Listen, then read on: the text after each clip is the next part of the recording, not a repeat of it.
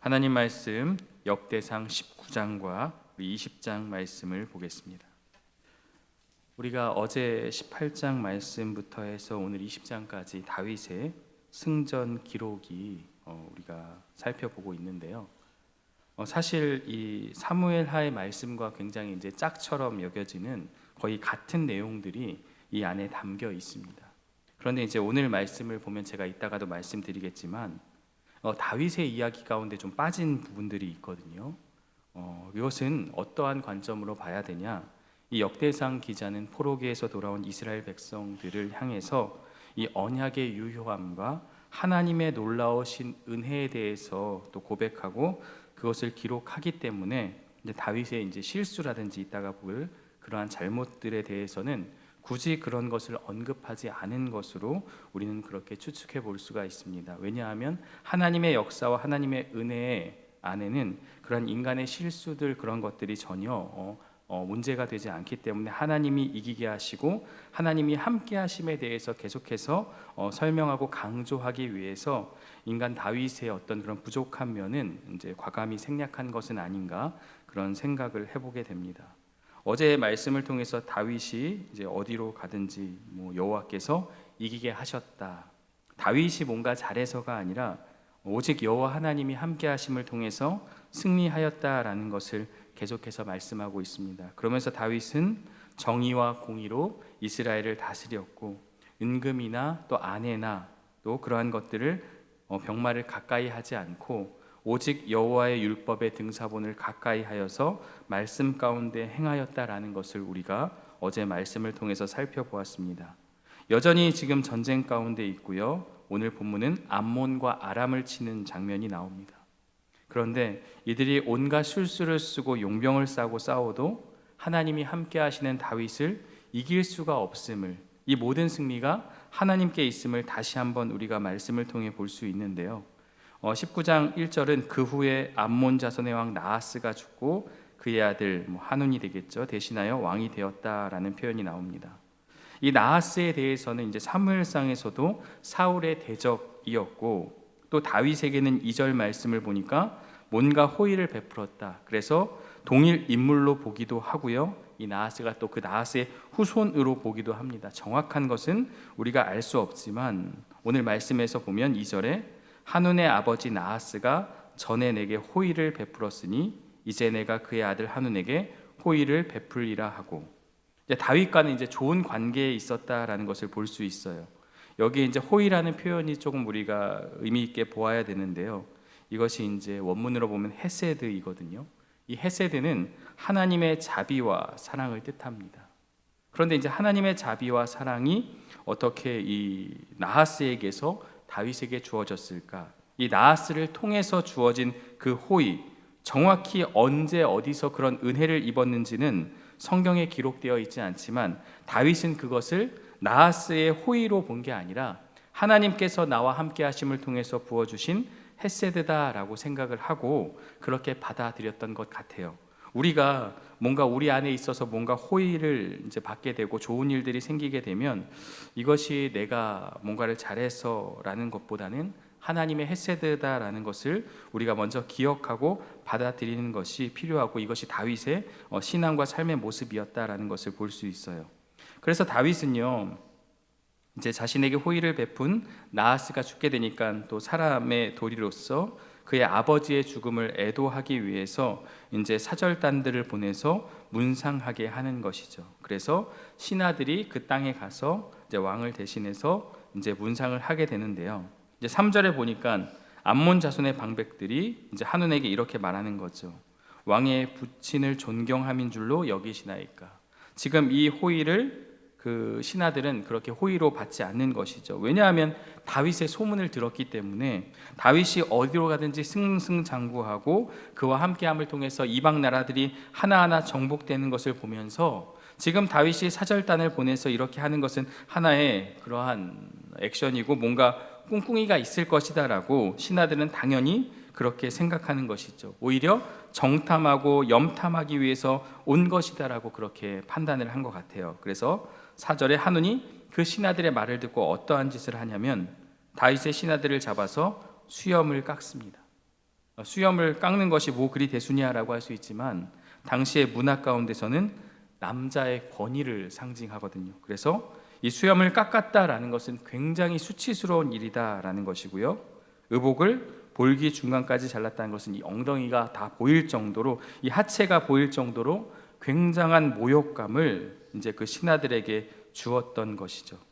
5절에 보니까 그러한 일을 다윗에게 이제 말하는데요. 그 당한 사람들이 심하게 부끄러워하기 때문에 다윗이 그들을 맞으러 보내서 이렇게 얘기하죠. 너희가 수염이 자라기까지 여리고에 머물다가 돌아오라 하니라. 보통의 상황이라면 이런 상황이 펼쳐지면 왕의 사신은 이제 왕을 대신하고 대사이기 때문에 당장에 전쟁을 치르고 화를 내고 그들을 내가 정말 호의를 베풀기 위해서 보냈는데라고 생각할 수 있지만 다윗은 끝까지 참았던 것 같습니다. 먼저 전쟁을 치르지 않았어요. 이 말씀을 쭉 보면 다윗이 먼저 시비를 건 전쟁이 없습니다. 그들이 먼저 대항을 하고 그들이 먼저 공격함을 통해서 그들이 정복당한 것이죠. 다윗은 먼저 피를 흘리고 또한 그것을 통해서 다윗이 뭔가를 취하고자 하는 전쟁이 아니라 다윗은 언약의 관점에서 하나님의 백성들을 대항하고 하나님의 백성들을 괴롭히고 그리고 이 언약에 근거한 전쟁을 치렀던 것을 우리가 볼 수 있습니다. 그래서 6절에 암몬 자손들이 다윗에게 밉게 한 줄을 알고 나서 그들이 취한 전략은 은 1000달란트를 나하람인과 아람 마아가 소바에 보내 병거와 마병을 이제 돈으로 이제 사게 되는 것이죠. 흔히 얘기하면 용병을 산 겁니다.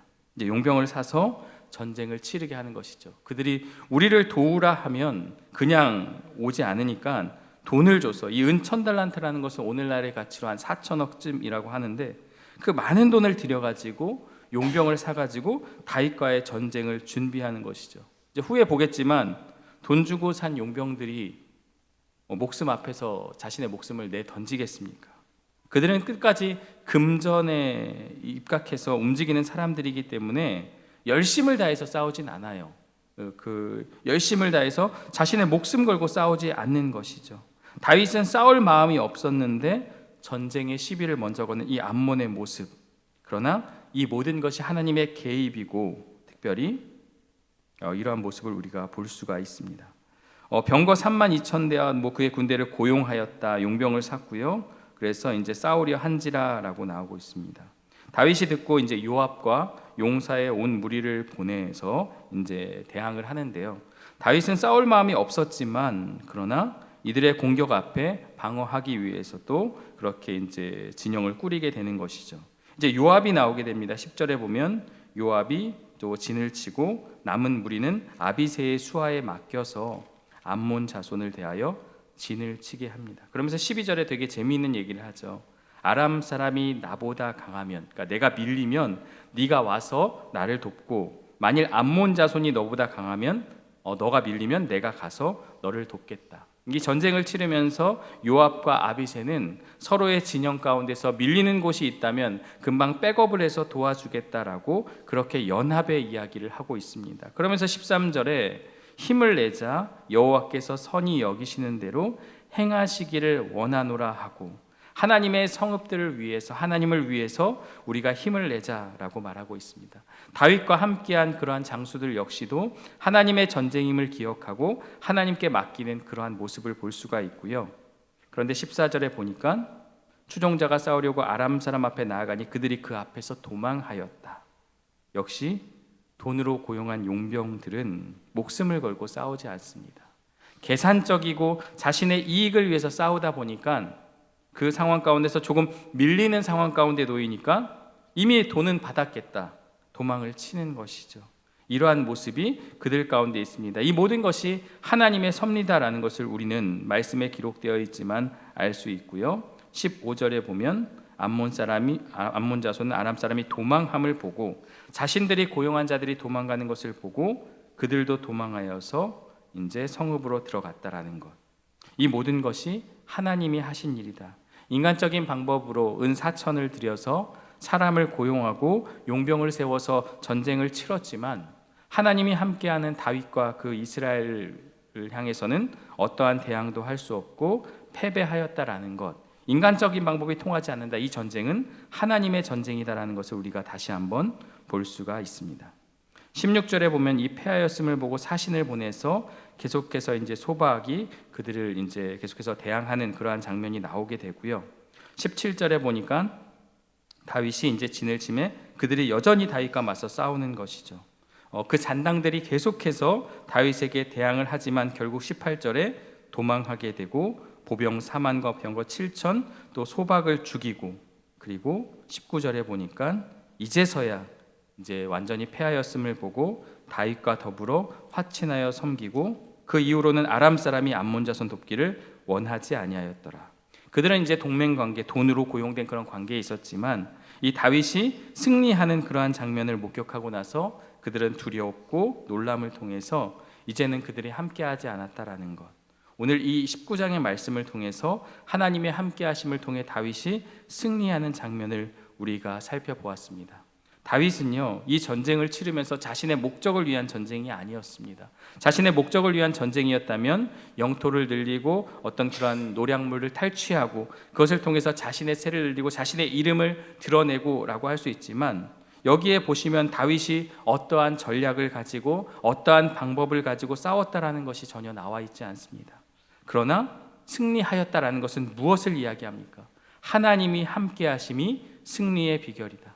하나님이 그들과 함께하심이 이스라엘의 승리의 비결이다라는 것은 역대기 기자가 계속해서 강조하고 있는 말씀입니다. 계속해서 20장 말씀은요, 오늘 어떻게 보면 이제 가장 중요한 말씀이 될 수 있는데요. 20장에 보면 역시 그 승리의 장면이 기록되어 있지만 여기에 이제 빠진 장면이 있습니다. 사무엘하를 보게 되면 이 11장, 12장 그 사이를 보게 되면 빠진 장면이 하나가 다윗이 밧세바를 취하고 그것을 통해서 우리아를 죽이는 그 죄에 대한 내용이 빠져 있다는 것을 우리가 볼 수 있습니다. 그것은 제가 조금 이따 설명을 드리도록 할 거고요. 1절에 보면 해가 바뀌어 여전히 이제 다시 한번 진영을 정비하고 또 싸움을 이제 하게 되는데요. 요압이 그 군대를 거느리고 나가서 암몬 자손의 땅을 격파하고 들어가 랍바를 에워싸고, 이 랍바라는 것은 이제 암몬의 수도거든요. 이제 수도를 에워쌌다는 것은 이제 완전히 포위한 것이고 이스라엘의 승리를 이제 보여주고 있는 것이죠. 이 요르단의 이제 암만이라는 수도가 랍바라고 할 수 있는데요. 굉장히 이제 그 나라가 강성했지만 수도가 이제 점령당하는 그런 상황 가운데 있습니다. 그런데 1절에 아주 의미 있는 표현이 있어요. 다윗은 예루살렘에 그대로 있더니라는 말씀이 있어요.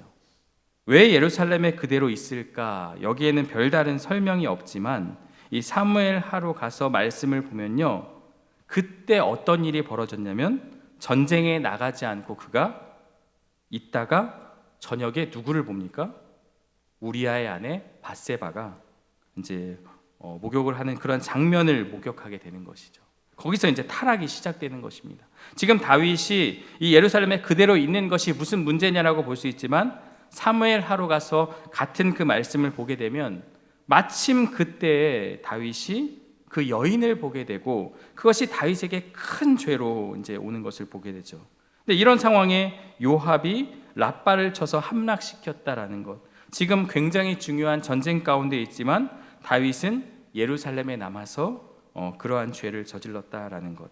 이 일로 인해서 어떠한 일이 벌어집니까? 다윗 가정에 피바람이 불게 되죠. 암논이 압살롬의 누이 다말을 범하게 되죠.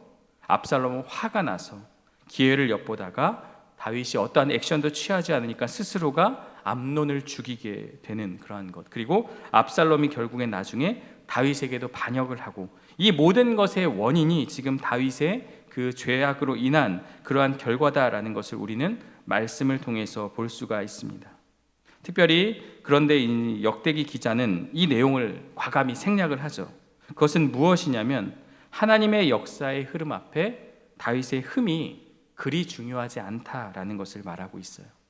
물론 다윗의 죄가 심각하고 다윗의 죄가 크지만 큰 관점에서, 하나님의 은혜의 관점에서 보면 이 모든 승리가 어떤 그런 다윗의 실수와 죄의 여부와 상관없이 하나님의 함께하심으로 승리하였기 때문에 이러한 것들을 과감하게 생략한 것이다라고 볼 수가 있습니다. 2절에 보니까 다윗이 그 왕의 머리에서 왕관을 빼앗아서 중량을 달아보니 금 한 달란트였다. 34kg 정도 되는 그 왕관을 빼앗아서 자기 머리에 썼다라고 하는데, 아니 34kg짜리 왕관을 어떻게 머리에 쓸 수 있겠습니까? 그걸 머리에 쓰고 다닐 수가 있겠습니까? 이것은 다윗이 지금 타락하고 있는 모습을 이야기하고 있는 것이죠. 그것을 쓰고 나서 자신의 어떤 그러한 권력과 자신의 어떤 그러한 교만을 뽐내고 있는 것이죠. 그리고 다윗이 또 그 성에서 누력한 물건을 무수히 내오고, 원래대로라면 어떻게 해야 합니까? 다윗이 하나님께 바치거나 하나님의 영광을 드러내야 하는데 다윗이 그렇게 하지 않았다라는 것. 비록 이것을 자세히 기록하고 밧세바의 이야기를 자세히 말하고 있지 않지만 이 말씀을 통해서 함축적으로 의미되어 있는 것은 다윗이 변질되고 있다라는 것을 말하고 있습니다. 그런데 이 역대기 기자는 하나님께서 다윗을 쓰시고 함께 하신 그 내용만을 기록하고 있죠. 왜 그럴까요? 하나님은요, 이런 자도 사용하신다라는 것을 우리는 벌써 먼저 볼 수 있습니다. 다윗이 이런 흠이 있었고 이런 잘못이 있지만 그럼에도 하나님이 사용하셨다라는 것. 사실 우리가 우리 삶을 볼 때, 우리의 모습을 보면 우리에게는 좀 관대하고 다른 사람에 대해서는 정의와 공의의 잣대로 평가하고 판단을 하게 됩니다. 오늘 말씀을 보면서 우리가 사무엘을 다시 돌아가서 보면, 아니 다윗이 이러한 잘못을 저질렀고 이러한 죄를 저질렀는데 어떻게 하나님께서 이런 사람을 쓰시지라고 말하며 다윗의 잘못과 그러한 모습에 우리가 집중할 수가 있는데요, 이 말씀은 다윗 그 자를 바라보라는 게 아니라 같은 잣대로 오늘 내 자신을 보라는 그러한 말씀으로 볼 수가 있습니다. 너는 그러면 어떠하냐?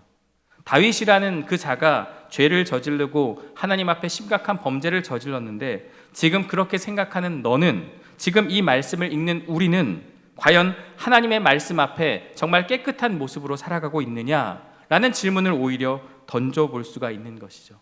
우리가 다른 사람에게 대해서는 잣대를 대고 정의와 공의로 판단하지만 나에게는 관대하게 모든 것이 하나님의 은혜고 나는 또 그럴 수밖에 없는 상황이고라고 말하며 내 자신에게는 매우 관대하게 적용하지만, 오늘 이 말씀을 보면서 우리가 기억해야 할 것은 다윗도 그러했던 것처럼 오늘 우리도 그러한 자다라는 것을 우리가 깨달을 수 있게 되는 것이죠.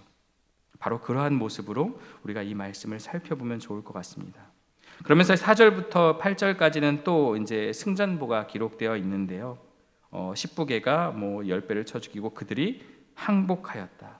17장과 18장에서 복종과 항복이라는 말이 계속 나오는데 바로 여호와 하나님께서 승리하게 하셨다라는 것을 강조하고 있고요.